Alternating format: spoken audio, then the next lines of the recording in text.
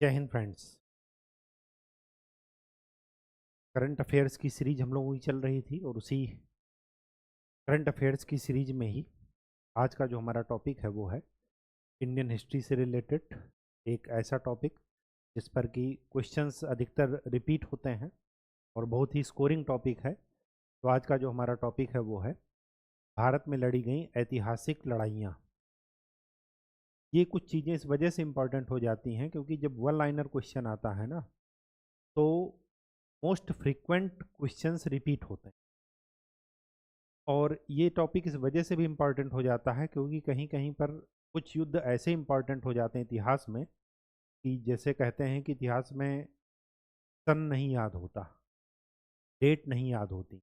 सब ना तो ईसवी सन याद करने की ज़रूरत है, ना सारी डेट्स याद करने की ज़रूरत है, लेकिन कुछ चीज़ें ऐसी ऐतिहासिक होती हैं जो पूरे एक युग को बदल देती। तो वो अपने आप दिमाग जो है याद कर लेता है कि यहाँ पर कुछ ऐसी इंपॉर्टेंट घटनाएं हुई हैं जिन्होंने इतिहास को बदल दी। इसी परिप्रेक्ष्य में आज का टॉपिक स्टार्ट करते हैं। टॉपिक का हेडिंग डाल लीजिए, भारत की ऐतिहासिक लड़ाइयाँ।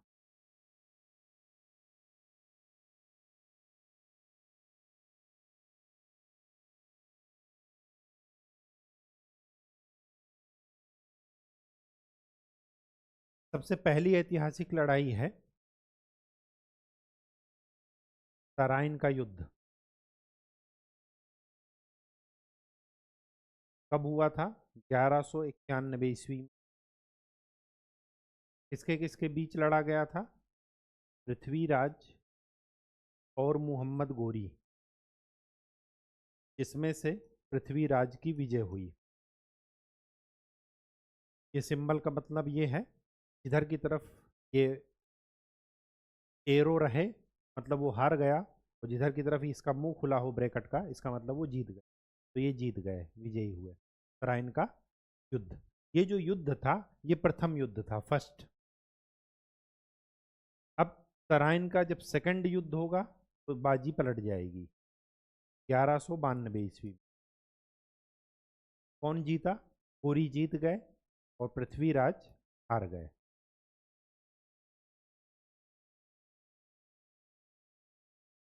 ठीक है, 1192 ईस्वी। इसके बाद का जो युद्ध है वो है चंदावर का युद्ध। तराइन चंदावर ये जगह के नाम है।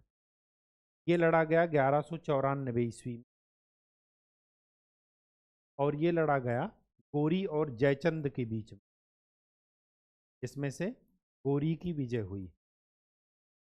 गोरी और जयचंद के बीच। इसके बाद मोहम्मद गोरी की बाद आती है बारी बाबर की। तो इसमें तराइन का हो गया, चंदावर का। इसके बाद आता है पानीपत का प्रथम युद्ध।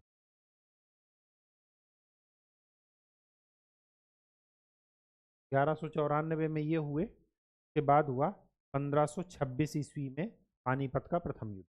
पानीपत बहुत ही इंपॉर्टेंट है। पानीपत का प्रथम युद्ध 1526 ईस्वी में किसके बीच में? बाबर और इब्राहिम लोदी।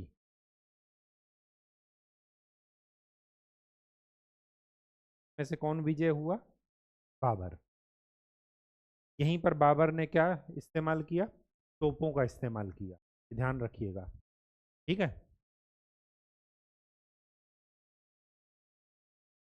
इसके बाद बाबर के द्वारा 4 युद्ध लड़े गए, लेकिन उनमें से पहला था पानीपत का। इसके बाद आया खानवा का युद्ध 1527। और यहीं पर नोट कर लीजिए चंदेरी का युद्ध 1528। और यहीं पर नोट कर लीजिए पानीपत, खानवा, चंदेरी, घाघरा 1519। किसके किसके बीच में लड़ा गया? खानवा का युद्ध लड़ा गया बाबर और राणा सांगा के बीच।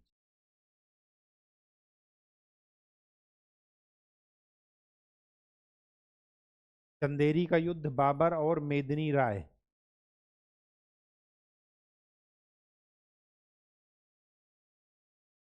घाघरा का युद्ध, बाबर और अफगानों के बीच में।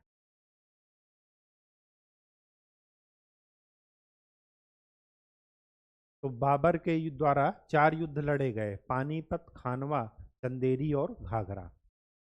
जिनमें से पानीपत का युद्ध इब्राहिम लोदी, फिर उसके बाद राणा सांगा, फिर मेदिनी राय, फिर अफगानों के साथ। अब बाबर के बाद उनके पुत्र आते हैं कौन? हुमायूं। तो हुमायूं के द्वारा बाबर का जो कंपटीटर था, हुमायूं का जो कंपटीटर था वो था शेर शाह सूरी। और आपने सुना होगा ये किस्से कि शेर शाह सूरी क्या था? तलवार से मांस काट करके खाता था, चाकू वगैरह नहीं ढूंढता। और बाबर ने हुमायूं को सावधान किया था कि इससे संभल कर रहना, क्योंकि इसमें राजा बनने के, सुल्तान बनने के सारे गुण हैं।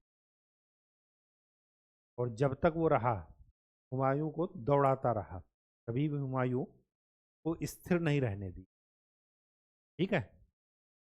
तो 1529 हो गया। अब हुमायूं आ गए, हुमायूं और शेरशाह सूरी।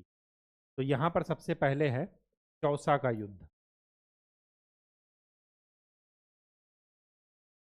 1539। और यहीं पर लिखिए कन्नौज का युद्ध,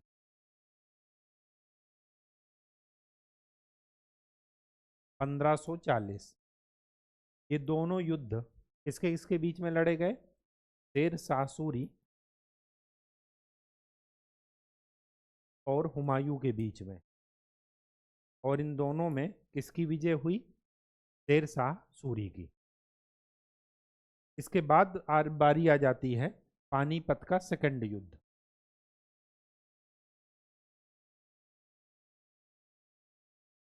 1526 में फर्स्ट युद्ध हुआ था बाबर और इब्राहिम लोदी के बीच में। पानीपत का सेकंड युद्ध होता है 1556 ईस्वी में। ये सब ईस्वी सन है। ठीक। और ये किसके किसके बीच में होता है? अकबर और हेमू के बीच में, हुमायूं। इसमें कौन विजयी होता है? हेमू। इसके बाद जो युद्ध होता है, बहुत ही इंपॉर्टेंट युद्ध, तालीकोटा का युद्ध।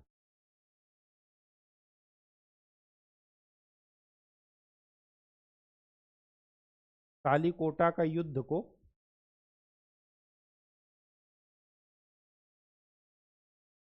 बन्नी हट्टी का युद्ध भी बोलते हैं। इसी को राक्षस तांगड़ी का युद्ध भी बोलते हैं।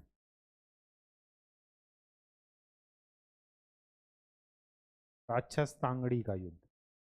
ठीक। 1565 में किसके किसके बीच में हुआ? ये हुआ विजयनगर साम्राज्य और वर्सेस जो डेक्कन सल्तनत के गठबंधन थे, मतलब दक्कन सल्तनत का गठबंधन। इस गठबंधन में कौन कौन थे? अहमदनगर, बीजापुर और बीदर। इन 3 लोगों का संगठन था किसके विरुद्ध? विजयनगर साम्राज्य के विरुद्ध। और यहाँ पर इंपॉर्टेंट इस वजह से लगा लीजिएगा क्योंकि इस युद्ध में बचपन से पढ़ते आए कि संगठन में शक्ति है। तो इस संगठन ने क्या कर दिया कि इनको हरा दिया। और इस युद्ध का इंपॉर्टेंस यही है कि इस युद्ध के द्वारा विजयनगर साम्राज्य का पतन हो जाता है। विजयनगर साम्राज्य का पतन, मोस्ट इंपॉर्टेंट। कालीकोटा का युद्ध, राक्षस तांगड़ी का युद्ध या बन्नी हट्टी का युद्ध। ठीक। 1565। ठीक। इसके बाद हाँ, हल्दी घाटी का युद्ध, बचपन से पढ़ते आए हैं। 1576। किसके किसके बीच में?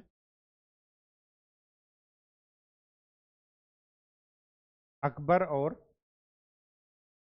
महाराणा प्रताप। और इसमें विजयी कौन हुआ? अकबर। फिर होता है बीच में और सारे युद्ध चलते हैं। प्लासी का युद्ध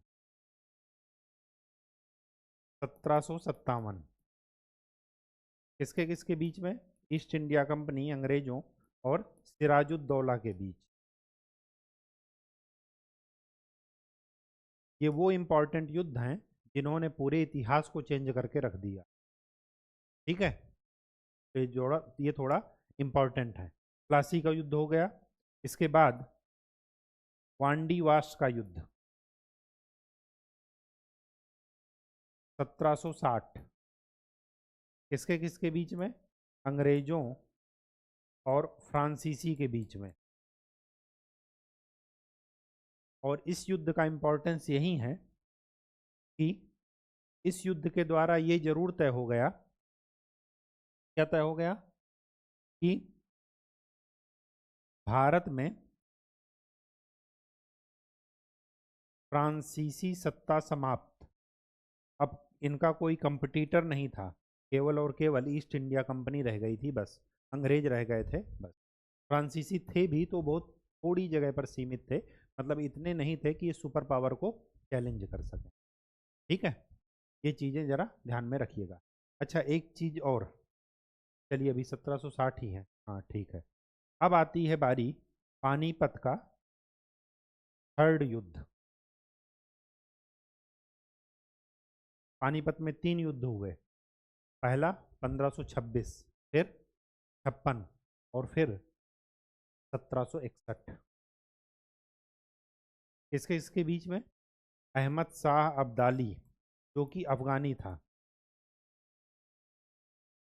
अहमद शाह अब्दाली अब्दाली वर्सेस मराठों के बीच में।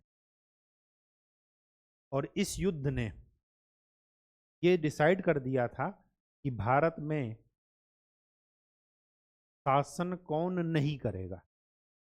ये नहीं डिसाइड किया कि कौन करेगा, इसने ये जरूर डिसाइड कर दिया कि कौन नहीं करेगा। क्यों? क्योंकि अंग्रेजों को चैलेंज करने के लिए केवल और केवल एक ही कौम बाकी थी, वो थी मराठे। और मराठों का जो युद्ध कौशल है, पूरे मुगल को इन्होंने क्या कर रखा? दौड़ा करके रखा। और मुगलों ने इनसे क्या कर दी? औरंगजेब के पहले इनसे दोस्ती की थी। क्यों? क्योंकि जब भी आप साउथ को लूटने जाएंगे, साउथ में क्या है? मसाले हैं, ठीक है, और नॉर्थ में क्या है? Silk route. तो मसाले सिल्क रूट से ही जाते थे यूरोप। तो बीच में क्या पड़ता था? दक्कन। दक्कन से दोस्ती रखनी है, क्यों? क्योंकि साउथ से आपको व्यापार चाहिए। और जिसने भी बीच वाले को दोस्ती से हटाया, से लड़ाई की, वो पछताता रहा। अकबर को ये बात समझ में आ गई, की कर ली मराठों से। लेकिन औरंगजेब को ये बात समझ में नहीं आ गई, नहीं आई, वो लड़ते रहे। वो लड़ते रहे तो मराठों के पास एक कौशल है, क्योंकि दक्कन का जो एरिया है वो फ्लैट नहीं है, प्लेटू है, पठार है, बहुत टफ टेरेन है। तो वहाँ पर क्या है? गुरिल्ला वार पद्धति, गुरिल्ला युद्ध पद्धति जो है वो काफ़ी सक्सेस है। अब ये गुरिल्ला युद्ध पद्धति छोड़ करके कहाँ चले आए? पानीपत। पानीपत में मैदान है, वहाँ पर छुप करके वार कर ही नहीं सकते। और ये लड़ने वाले ठहरे कहाँ से? पहाड़ों और पठारों के बीच। जब मैदान में चले आएंगे तो इनकी युद्ध पद्धति काम करेगी? नहीं करेगी, हार गए। और इस युद्ध ने ये बता दिया कि भारत में शासन कौन नहीं करेगा, कि मराठे ही थे एक ऐसी शक्ति जो कि अंग्रेजों को चैलेंज कर सकते थे। लेकिन जब मराठे ही हार गए तो अंग्रेजों का साम्राज्य भारत में फैलना ही था, ये कन्फर्म था। ठीक है, तो यहाँ पर लिख लीजिएगा, इस युद्ध ने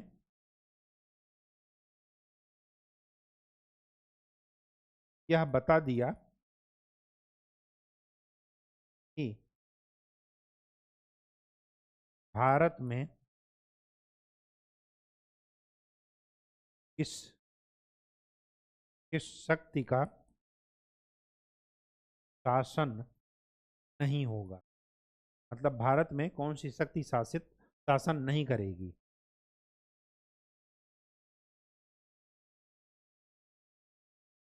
ठीक है, पानीपत का तीसरा युद्ध। पानीपत के तीसरी युद्ध के बाद ही होता है बक्सर का युद्ध। बक्सर का युद्ध 1764, अंग्रेज और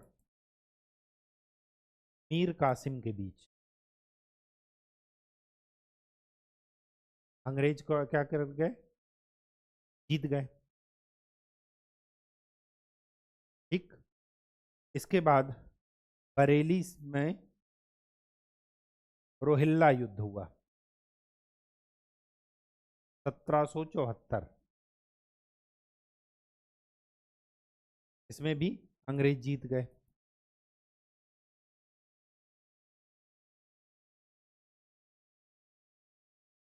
के बाद हुआ खुर्दा का युद्ध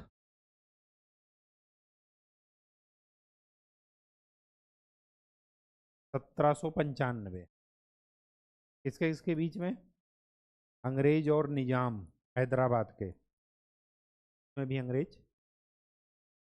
स्वतंत्र भारत के बाद 3 युद्ध हुए जो कि आपको ध्यान में रखने हैं। 1765 वो सॉरी 1965 पाकिस्तान से, 1962 चीन से, 1998-99 में पाकिस्तान से फिर से। ठीक है, 1971 में बांग्लादेश से भी हुआ। ठीक है, मतलब पाकिस्तान से हुआ, बांग्लादेश बना था। तो ये जो है ऐतिहासिक लड़ाइयाँ हैं जो कि भारत के परिप्रेक्ष्य में इन्होंने क्या किया, इतिहास में इतना गहरा प्रभाव डाला कि ये डेट आपको इतिहास में याद रखनी ही रखनी है। ठीक है, इसमें आप और ज़्यादा दिमाग की कोशिकाओं पर जोर नहीं डालना है, 2-3 बार पढ़ेंगे, इससे संबंधित घटनाएं पढ़ेंगे, वर्ल्ड हिस्ट्री को लिंक करके पढ़ेंगे कि वर्ल्ड परिप्रेक्ष्य में, विश्व परिदृश्य में उस समय क्या चल रहा था, तो चीज़ें आपको अपने आप कनेक्ट होती चली जाएंगी। और 200 शब्दों में लिखना है और 1 मार्क का क्वेश्चन, 4 विकल्प में से एक विकल्प सही चुनना है बस। तो इसलिए ज़्यादा कोशिकाओं में जोर मत डालिएगा, दिमाग की कोशिश। ठीक है, चीज़ें धीरे धीरे अपने आप हो। तो आज के लिए इतना ही, नेक्स्ट लेक्चर में हम लोग नए टॉपिक के साथ मिलेंगे। तब तक के लिए खूब अच्छे से पढ़ाई कीजिए, मेहनत, और प्रीवियस ईयर क्वेश्चन जरूर सॉल्व कीजिए, चीज़ों का रिवीजन कीजिए। धन्यवाद।